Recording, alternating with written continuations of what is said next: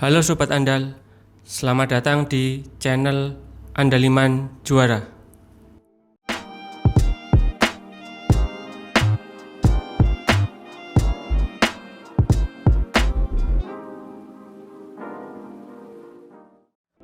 Oke, kita akan membahas soal tes wawasan kebangsaan IPDN.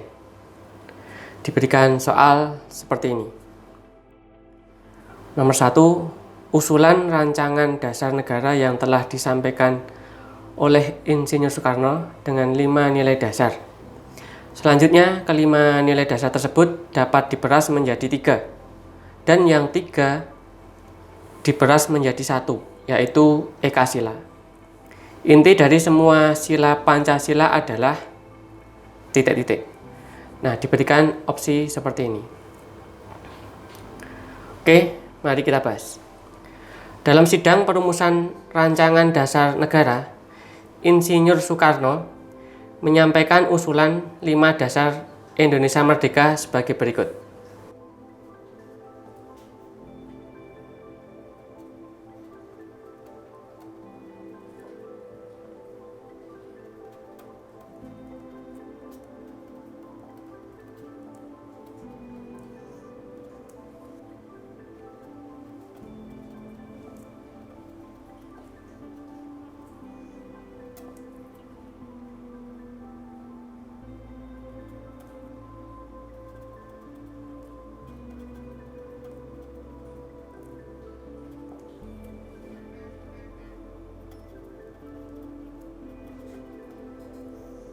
Dan yang terakhir adalah ketuhanan.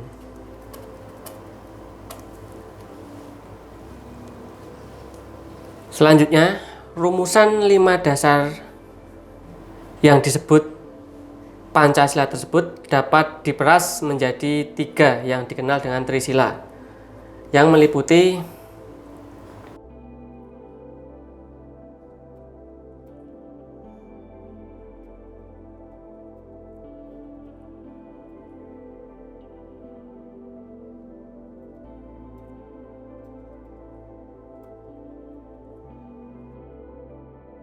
dan ketuhanan yang berkebudayaan.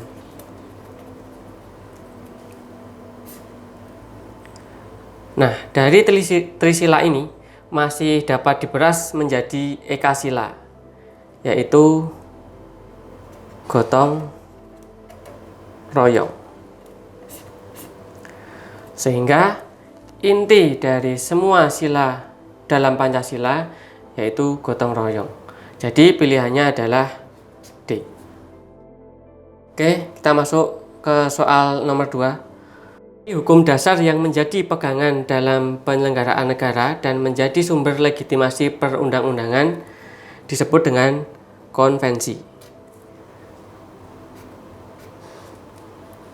Sementara untuk traktat adalah sebuah perjanjian atau persetujuan di antara 2 negara atau lebih untuk bisa mencapai hubungan hukum tentang objek-objek hukum dengan kepentingan yang sama.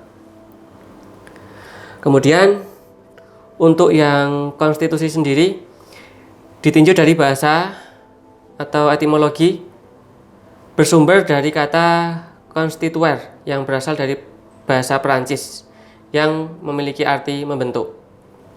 Kemudian di dalam bahasa Belanda, kata konstitusi seringkali disamakan dengan kata grondwet yang memiliki arti undang-undang dasar. Kemudian untuk yang jurisprudensi adalah keputusan-keputusan dari hakim terdahulu untuk menghadapi suatu perkara yang tidak diatur di dalam undang-undang dan dijadikan sebagai pedoman bagi para hakim yang lain untuk menyelesaikan suatu perkara yang sama. Kemudian pengertian dari undang-undang adalah peraturan perundang-undangan yang dibentuk oleh DPR dengan persetujuan atau bersama dengan presiden. Jadi jawaban yang tepat adalah B. Oke, kita masuk ke soal berikutnya. Soal nomor 3 diberikan soal seperti ini. Ungkapan Bhinneka Tunggal Ika dapat kita temukan dalam sebuah kitab yang bertuliskan Rawaneka Datu winuwus Buddha Wisma bineki rakwa ring apan kena parwanosen mangkaning jinatwa kalawan siwat tatwa tunggal bineka tunggal ika tanhana dharma mangrwa. Ungkapan tersebut mengandung makna titik-titik. Diberikan pilihan soal seperti ini. Oke, mari kita bahas. Istilah bineka tunggal ika kita temukan dalam kitab Sutasoma karangan Empu Tantular pada abad ke-14 di masa kerajaan Majapahit. Bineka Tunggal Ika Tanhana Dharma Mangrwa.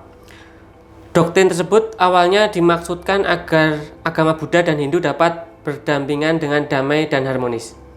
Karena hakikat kebenaran yang terkandung dalam ajaran keduanya adalah tunggal. Jadi, makna yang terkandung dalam ungkapan Bineka Tunggal Ika adalah meskipun berbeda, tidak ada kebenaran yang mendua. Karena hakikat kebenaran adalah tunggal. Jadi jawaban yang tepat adalah D. Oke, kita masuk ke soal nomor 4. Perhatikan pernyataan berikut. 1. Pendidikan, 2. Kesehatan, 3. Agama, 4. Moneter, 5. Pertahanan. Pertanyaannya, kewenangan pemerintah pusat yang termasuk urusan absolut ditunjukkan oleh pernyataan nomor. Diberikan pilihan soal seperti ini. Oke, mari kita bahas. Berdasarkan ketentuan Undang-Undang Nomor 23 Tahun 2014 tentang pemerintahan daerah, bahwa urusan absolut meliputi 1. Agama, 2. Moneter, 3. Pertahanan, 4. Keamanan, 5. Justisi, 6. Politik luar negeri. Jadi, kewenangan pemerintah pusat yang termasuk urutan atau urusan absolut yaitu nomor 3 ini, 4 dan 5. Jadi, jawaban yang tepat adalah E. Oke, kita masuk ke soal nomor 5. Diberikan soal seperti ini. Sistem politik demokrasi Pancasila dilaksanakan oleh berbagai lembaga politik yang ada baik di tingkat suprastruktur maupun infrastruktur politik. Salah satu infrastruktur politik sebagai pelaksana sistem politik demokrasi di Indonesia adalah titik-titik. Diberikan pilihan jawaban seperti ini. Mari kita bahas. Suprastruktur dan infrastruktur politik merupakan dua komponen dalam sistem politik yang menjalankan roda pemerintahan. Suprastruktur politik adalah semua lembaga negara yang tersebut dalam konstitusi negara dan menjalankan fungsi legislatif, eksekutif, dan yudikatif. Sedangkan infrastruktur politik adalah kelompok kekuatan politik dalam masyarakat yang turut berpartisipasi aktif dalam sistem politik. Misalnya partai politik, kelompok kepentingan, lembaga swadaya masyarakat, dan lain sebagainya. Jadi, contoh infrastruktur politik sebagai pelaksana sistem politik demokrasi di Indonesia adalah A. Partai politik. Oke, kita masuk ke soal nomor 6. Diberikan soal seperti ini. Berikut ini merupakan implementasi wawasan Nusantara di bidang politik dalam kerangka Negara Kesatuan Republik Indonesia adalah melalui. Diberikan pilihan jawaban seperti ini. Mari kita bahas. Bidang politik wawasan Nusantara berkaitan dengan penyelenggaraan kekuasaan atau pemerintahan yang mengutamakan kepentingan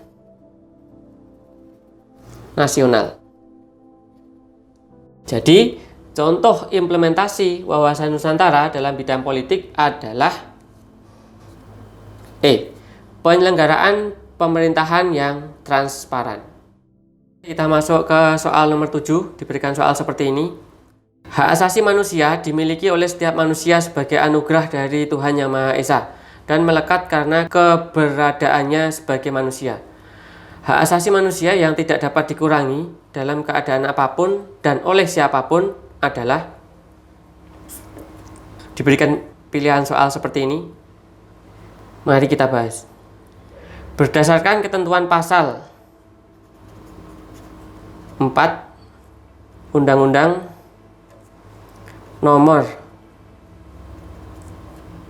39 Tahun 99, bahwa hak untuk hidup, hak untuk tidak disiksa, hak kebebasan pribadi, pikiran dan hati nurani, hak beragama, hak untuk tidak diperbudak, hak untuk diakui sebagai pribadi dan persamaan di hadapan hukum, dan hak untuk tidak dituntut atas dasar hukum yang berlaku surut adalah hak asasi manusia yang tidak dapat dikurangi dalam keadaan apapun dan oleh siapapun. Jadi, hak asasi manusia yang tidak dapat dikurangi dalam keadaan apapun dan oleh siapapun adalah hak beragama. Oke, kita masuk ke soal nomor 8. Diberikan soal seperti ini.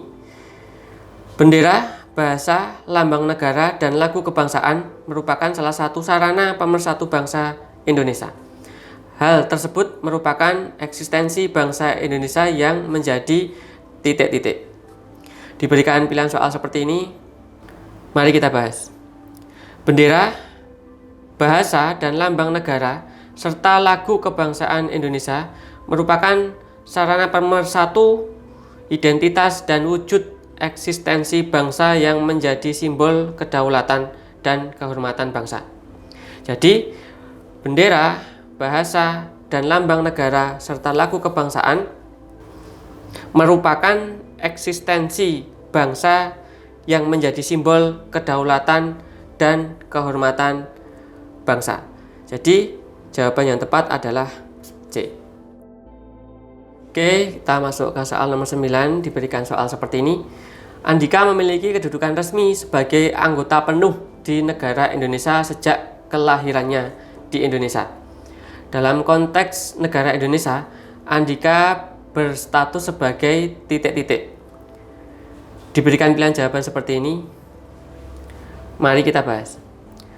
Seseorang yang mempunyai kedudukan resmi sebagai anggota negara sejak kelahirannya sesuai ketentuan hukum di Indonesia menjadi warga negara. Jadi, status Andika adalah sebagai warga negara. Kemudian, rakyat memiliki arti semua orang yang secara nyata atau pada faktanya ada dan bertempat tinggal di wilayah kekuasaan sebuah negara, di mana ia tunduk juga patuh pada pemerintah dan peraturan yang berlaku di tempat tersebut. Kemudian bangsa memiliki arti orang-orang yang memiliki kesamaan, keturunan, asal, sejarah, dan bahasa. Kemudian manusia memiliki pengertian makhluk yang berakal budi atau mampu menguasai makhluk lain. Kemudian T dari penduduk adalah sekelompok orang yang tinggal atau menetap dalam sebuah wilayah atau daerah negara. Oke, kita masuk ke soal nomor 10. Diberikan soal seperti ini. Dr. Wahidin Sudirohusodo selaku penggagas organisasi Budi Utomo menyadari bagaimana terbelakang dan tertindasnya rakyat Indonesia akibat penjajahan Belanda. Menurutnya, salah satu cara untuk membebaskan bangsa Indonesia dari penjajah adalah titik-titik. Diberikan pilihan jawaban seperti ini. Mari kita bahas. Dr. Wahidin Sudirohusodo selaku penggagas organisasi Budi Utomo menyadari bagaimana terbelakang dan tertindasnya rakyat Indonesia akibat penjajahan Belanda. Gagasan mendirikannya organisasi Budi Utomo, Dr. Wahidin menyadari bahwa untuk membebaskan bangsa Indonesia dari belenggu penjajah. Rakyat harus cerdas karena bangsa Indonesia tidak bisa jika hanya mengandalkan senjata saja. Jadi jawaban yang tepat adalah B.